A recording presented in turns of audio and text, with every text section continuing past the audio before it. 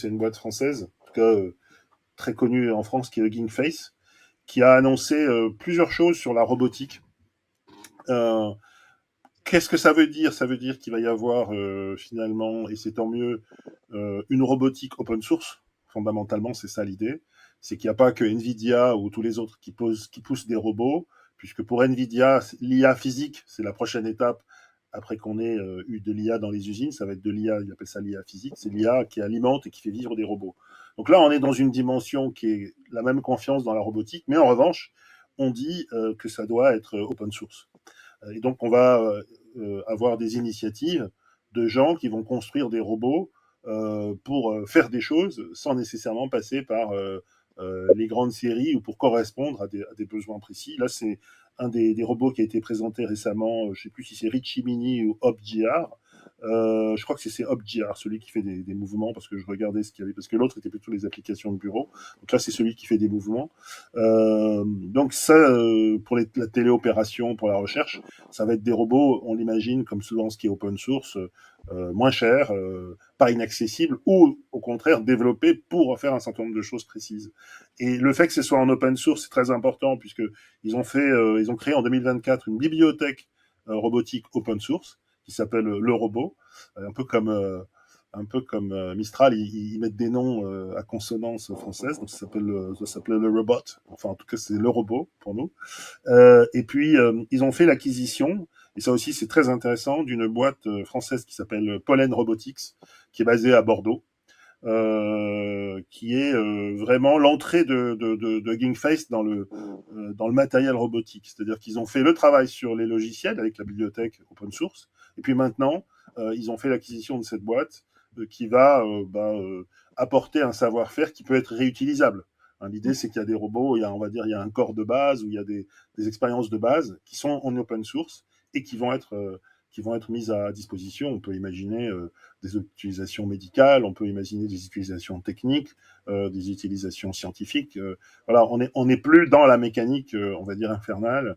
On peut faire des petites séries, et puis toujours on va dire Industriel, la théorie. industriel. Comment? Voilà. Donc voilà le robot. Et donc ça c'est leur bibliothèque. Et puis derrière c'est aussi toutes ces techs qui vont devenir en tout cas accessibles. Hein, donc on est vraiment, je trouve, dans quelque chose qui peut faire beaucoup de bruit, comme Hugging Face fait beaucoup de bruit, et comme toute la deuxième, on va dire, vague de l'IA est open source. Et d'ailleurs souvent chez Hugging Face. On avait coutume de dire que l'open source était en retard de 6 mois à 1 an et c'est de moins en moins le cas. Alors, en retard de quelques mois, mais vraiment pas beaucoup. Et donc, ça devient vraiment compétitif. Et il faut savoir que dans son rôle, Hugging Face, c'est une boîte qui gagne de l'argent. Hein. C'est pas du tout une boîte qui dépend, je dirais, du bon vouloir d'un VC. Comment?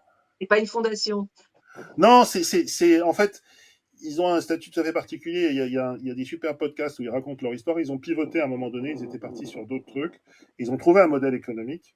Et puis, une fois que ce modèle économique, celui de Kingface, a été prouvé, puisque c'est gratuit, mais les gens payent un certain nombre de choses, ils sont en train de le répandre sur la robotique, ce savoir-faire.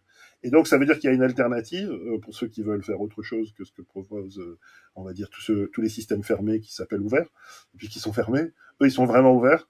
Et puis, ils concurrencent aussi des gens qui font de l'open source, mais qui ont beaucoup de mal à le financer. C'était clair que Meta a cherché des partenaires pour continuer à financer Llama, parce que ça coûte une fortune.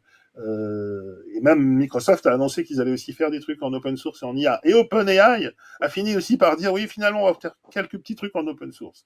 Donc c'est très important qu'il y ait comment dire, des aiguillons comme Hugging Face, et dans tous les domaines, parce que ça oblige les systèmes fermés, qui en général veulent un monopole et généralement un contrôle de toute une filière, de raconter des histoires. Hein. Et surtout, ça génère, il faut l'espérer, dans plein de pays, notamment en Europe, mais pas qu'en Europe, des nouveaux produits. Quoi. Voilà, donc j'espère, je crois que c'est une très bonne nouvelle. On va voir si ça se répand et comment ça se développe. Mais ça montre en plus, là, ils prennent des initiatives qui sont vraiment stratégiques. Quoi. Oui, et puis l'open source, c'est des bras en plus, hein. C'est des gens qui Exactement. travaillent en plus. Donc, c'est intéressant quand il y a une grosse tension sur les talents. Donc, Exactement. c'est intéressant.